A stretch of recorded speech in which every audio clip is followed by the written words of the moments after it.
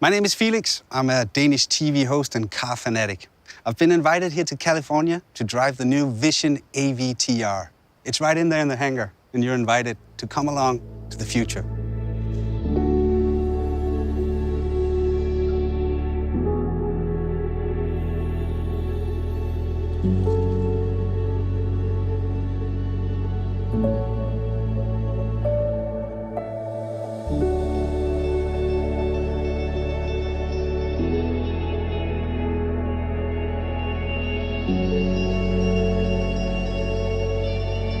This must be the control unit. I have 1,000 questions now. So maybe it's time to bring in the designers. Well, I'm here with Gordon Wagner, Chief Head of Design at Daimler. Was that correct? Chief Design Officer. That was almost correct. Chief Design Officer. But the most important thing is that, Gordon, this car is something you authorized. What's the vision behind this car? What's it supposed to be? We wanted to create a vehicle that is not alien to its environment, that's almost a part of the ecosystem of the environment.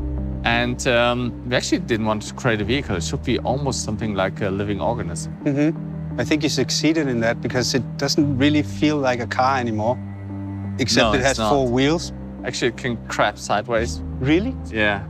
Like Why? 30 degrees sideways. Because we didn't want to have conventional wheels. These wheels, they look more like an animal paw, like soft and gentle. When you look at this car, what is it that you see as a designer?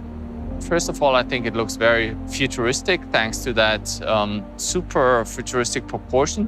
We wanted to create something that is very efficient looking, something that is almost like bio-design in harmony with nature. So it goes very gentle through the wind. From the materials, there's a lot of recycled materials. We have the dynamic car, which is fully recycled. We have this Karoon wood, which is fast-growing rattan, very sustainable. We have all these fabrics, this ocean waste plastic. Mm-hmm. So from the material side, yeah, this is completely sustainable. And of course, our vision is the 100% sustainable car, and that car should embody this. Should we sit inside? Yeah, let's do that. You want to go on the other side? Yeah, sure. So actually the first moment is that wake-up moment when you enter the car and the car wakes up. So you see all these light strips, they come alive, and then you start that merge moment, and we connect with this merge device here. And of course, you can steer the car forward, backward, left and right, and then when you want to crab sideways, you tilt that. So there's a sensor in there as well? Yeah, and actually if you see it, it goes up and down like the car is breathing, and then it boots up and you see the screen. And now we are actually flying through the world of Pandora. And this is so cool about this project, as we are stepping even out of the car industry and go into a different industry or merge it with a different industry. In this case, entertainment, one of the biggest entertainment companies. And for me, I see Mercedes not really as a car brand. I see it as a leading luxury brand. In fact, we want to make it the most loved luxury brand.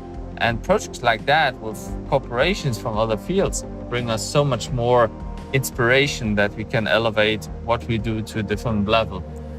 Can we drive? Let's go and drive. Let's take it out for a spin. And you haven't driven it before. It's No. your first time as well. Whoa. So let's move it slightly forward, okay? We are rolling. Yeah, but steering wheels are so last year.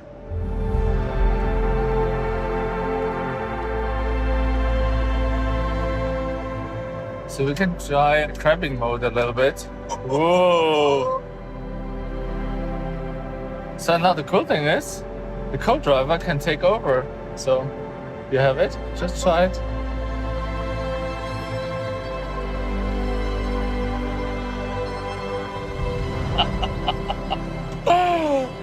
Oh, this is so cool.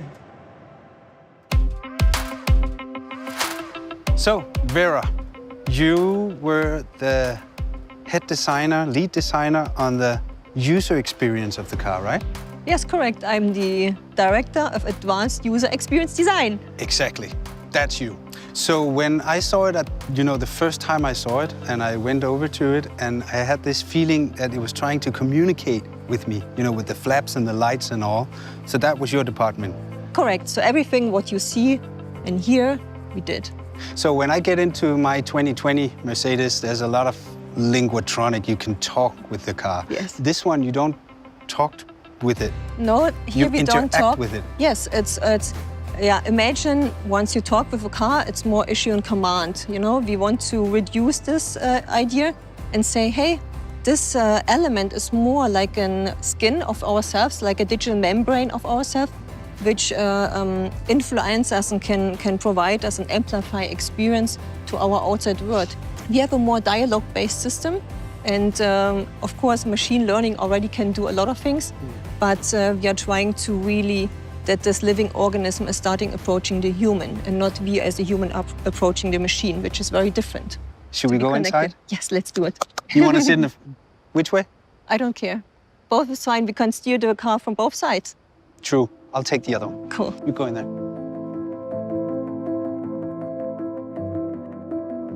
So what do we see? We see no steering wheel, we see no buttons, we see no touch screen, no pedals. No. But at the middle console, we see a device, we call it merge control. And what we see, it's pulsating. And once you want to connect with the machine, we put down our hand. What happens in my seat? And you feel the vibration in the seat of the exciters. You feel the heartbeat, it's my heartbeat now. And now we are connected to the system. So normally you as a human, you approach the car. So you steer the steering wheel, you touch a screen, you issue a command. But we did it very differently in the Vision AVTR. In the Vision AVTR, you lift your hand and icons are projected onto your skin. I'm not touching the display anymore or pushing a button. No. But what I do is I raise my hand. You can do the same thing on your side. And then I move left and right. And you see that icons are projected onto my skin, onto my palm. So all your senses are triggered, not only the visual one, but also the haptic one and the acoustic one. And then let's go to Pandora. Yeah. Shall I close it? Yeah. Then we select the Benji maybe. And you see how this gets pinkish. And now you look through the eyes of this Benji, you feel the heartbeat, and you see what the Benji would see. In this sense, this experience that the car is really starting approaching you with the interface is very new and unique, and it hasn't been done before. Yeah, and then, at the same time, make it look as luxury as this is. This is the future of luxury. I think you see how the interior design and the UX design here come together as a one whole art piece almost. When you as a department think of stuff like this, then of course everything you think of isn't possible. So you have to have a meeting with somebody in a technical department that actually tells you whether this is possible or not. Our engineers are very creative people, very knowledgeable, and only as a collaborative team, designers and the engineers, we can come up with these really functional prototypes. And it's very important, it's functional, it's not faked, it's really working. I don't quite understand all of it, but you did a good job. That's great. Well, ladies and gentlemen, I'm here with Alex Dang. He's a designer at Mercedes-Benz, and he's actually the one who drew the lines for the Vision AVTR. Hi, Alex. Hi. So can you start by telling us how does a vision like this begins? It was an internal competition where everyone can show their vision, how they see the car could look like. And right from the beginning, we were all sitting together and watching the movie, basically in the cinema. And while watching the movie, I did some scribbles and was thinking about how can I implement some shapes from the movie into the car. And then you actually won the competition? Yes, it was a long process. Internally, it's a competition, but in the end, it's like a team effort because you get some ideas and the other one gets some ideas and the designs keep getting better. So how long time did it take from you put the first line on a drawing until the design was ready? It was like 2 years, I would say. Was it difficult for you? Sometimes it comes natural and then sometimes it's a struggle. But you have to deal with it and trust the process in a way. Because in the end, there will be something cool coming out. If you feel too comfortable, then you're too much in your comfort zone, I would say. And creativity is, I think, about getting out of the comfort zone, which doesn't always feel nice, but then you can create something new, something stunning. Push the limits. Push to the limits, exactly. So you came up with the idea for the wheels?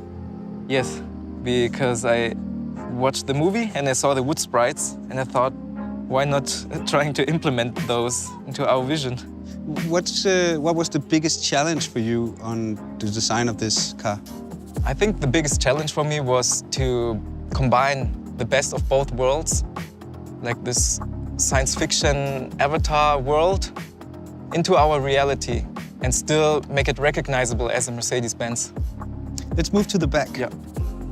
Because of these flaps that makes the car come alive. What's the story with these? We have 33 flaps, and the main functions are aerodynamics, communication, and also the expression.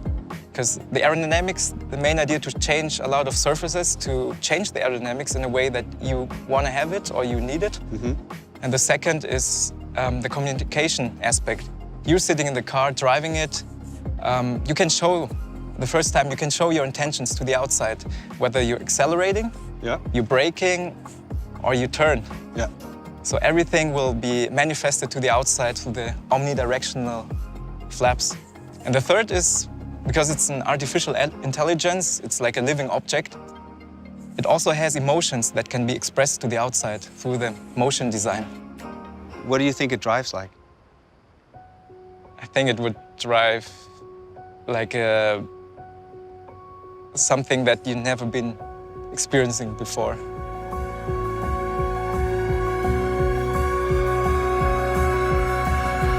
So crazy!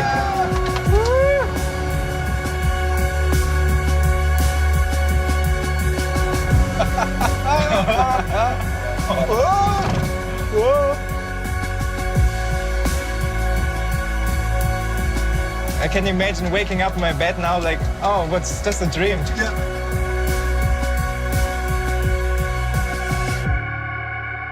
Dude, that was amazing. It really works. You drove your own car. That was nice.